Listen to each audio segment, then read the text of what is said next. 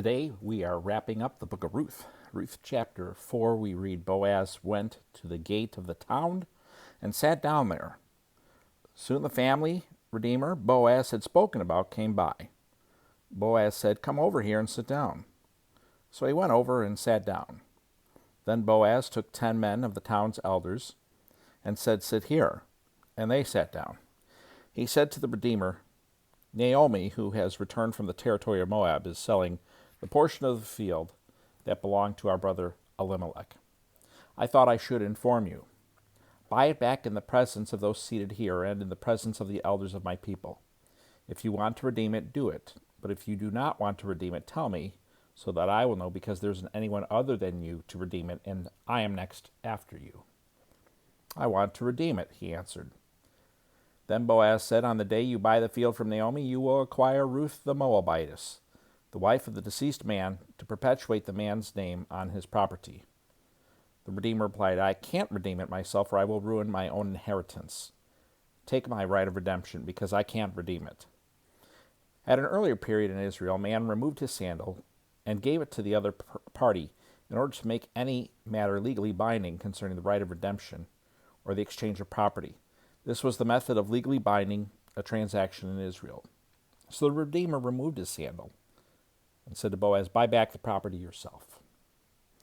Boaz said to the elders and all the people, "You are witnesses today that I am buying from Naomi everything that belonged to Elimelech, Kilion, and Mahlon.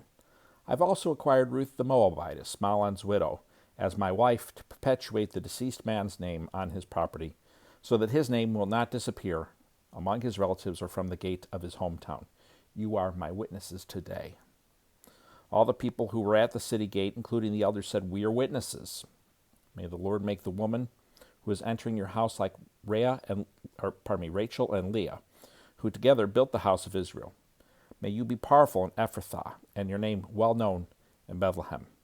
May your house become like the house of Perez, the son Tamar bore to Judah, because of the offspring the Lord will give you by this young woman." Boaz took Ruth, and she became his wife. He slept with her, and the Lord granted conception to her, and she gave birth to a son. The woman said to Naomi, "Blessed be the Lord, who has not left you without a family redeemer today. May his name become well known in Israel. He will renew your life and sustain you in your old age. Indeed, your daughter-in-law, who loves you and is better to you than 7 sons, has given birth to him." Naomi took the child, placed him on her lap, and became a mother to him. The neighbor woman said, "A son has been born to Naomi," and they named him Obed. He was the father of Jesse, the father of David. Now these are the family records of Perez. Perez fathered Hezron. Hezron fathered Ram. Ram fathered Amminadab. Amminadab fathered Nahshon. Nahshon fathered Salmon. Salmon fathered Boaz. Boaz fathered Obed. Obed fathered Jesse. Jesse fathered David. Ruth chapter 4. And with that, we wrap up the book of Ruth. And with that, we wrap up year 1 of 3. Today is the 31st. As I publish this, I'm recording it before that, but publishing it on the 31st. And we've wrapped up year 1. Tomorrow is the new year, and I've been talking every day at the end of the reading for the last several days, and will continue to do so today to invite you an opportunity to read through the Bible in 1 year with me through the Bible app by YouVersion. There's an app called the Bible app put out by YouVersion, and on it, several friends, relatives, co-workers, we are going through the Bible in 1 year using what is known as the Navigator's Bible Reading Plan starting tomorrow. Now, if you don't start on January 1st, that's okay, because here's one of the neat things about this plan. Most Bible reading plans in 1 year have 365 days worth of readings. The Navigator's Bible Reading Plan only has 300. It's got 25 per month, and so that leaves you, 3 in February and 5 to 6 days every other month. Of course, obviously, you can borrow those from month to month. If 1 month you're doing really good and in another you're not. Basically, though, throughout the year, you have 65 days you can miss, which is handy, isn't it? Because life sometimes gets in the way. We forget. Stuff happens. And when a plan has readings every day, through the Bible in 3 years like this isn't a big deal if you fall behind a day or even 3 or 4. With usually 1 chapter a day, it's not hard to maybe squeeze in 4 or 5 on a day if you fall behind a little bit. But on a plan like that, where usually there's uh, 3 to 5 chapters per day.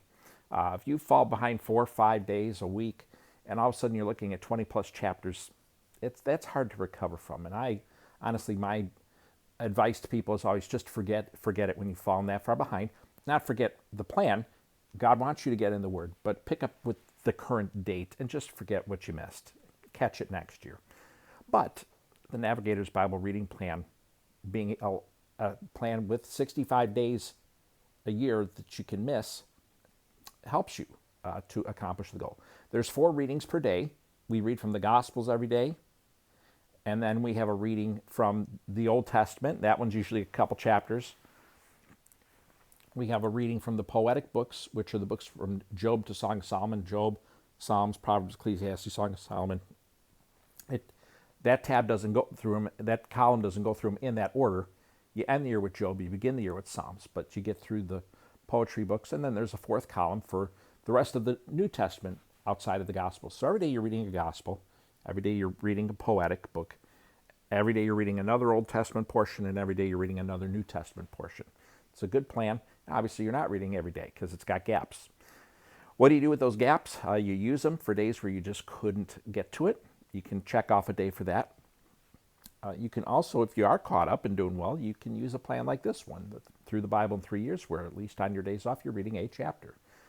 There's all sorts of things you can do with, ways to use those extra days. If you're an on-time person, you're on track, there's things you can do. If you're off track, those days are grace days, mercy days that help you stay with the plan. So I will have in the comments below, I will have, in the first comment, I will have 2 links. One is to the link where you can sign up and be with my friends and myself, my relatives, coworkers, who are doing this plan. You click on it, and if you have the Bible app, it'll have you join our group. Your name, or your screen name at least, will be in there, and it's a nice little place for us. We can have some accountability. We can see who's keeping up, who's not. But if that's not your thing and you don't want to do that, but you still would like to do the plan, I'm going to have a second link. And the second link takes you right to the Navigator's website, to a place where you can print out a copy of this plan. Works on an 8.5 by 11 sheet, double-sided. If you're flipping it for the double side, flip on the short side. Then it folds into a nice little book. And it's got boxes, so you can check off and track where you are. And so you never lose your place. You know exactly where you left off. You can look and see the check marks. So it's a great plan. Along with that, what I'd also like to throw, and if you stayed through this, here's a little bonus. I'm going to put another link in the comments below today. There is a band out called Apologetics. Apologetics, I think, is a lot of fun. They are essentially the Weird Al Yankovic of Christian music. They take songs and they rewrite lyrics to them, and they do an impressive job. The musicians perform the songs usually very well. I'm a musician myself. I'm a bass player primarily, guitar player secondarily. They perform the songs very well. And a difference between them and Weird Al is Weird Al always sings in Weird Al voice, his own voice. Their singer tries to adapt himself to the style of the artist. And so Ruth, they have a song. If you are, especially of my generation, you'll know very well probably, Keep On Loving You by REO Speedwagon. And they have a song called Keep On Loving Ruth. And it's wonderful, it's fun, very enjoyable recreation. That they perform the song well. And Apologetics always really does a great job with the lyrics. I really enjoy them. So I'm going to provide a link to their video so that you can watch the video of Keep On Loving Ruth, if you so choose. Thank you for hanging through with me on year 1. I hope you have a happy new year as we flip over the calendar. And we'll hope to see you tomorrow, which is year 2 of 3 years through the Bible. Hope you have a great day.